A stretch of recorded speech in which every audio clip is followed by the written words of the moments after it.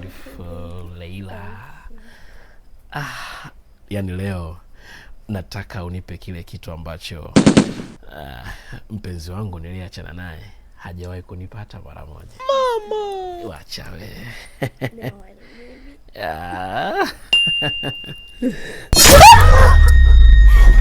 Kula chuma hicho. Sija hapa kwa nia ya mapenzi au mahusiano, sawa?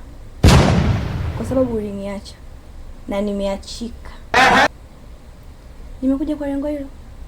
Lengo moja tu. Mkuu kanituma. Kaniambia nikwambie kuwa ni zamu yako kutoa kafara.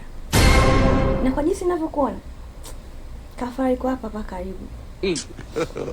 God have mercy upon us. Nimeshakuletea ujumbe. Natakia jioni njema.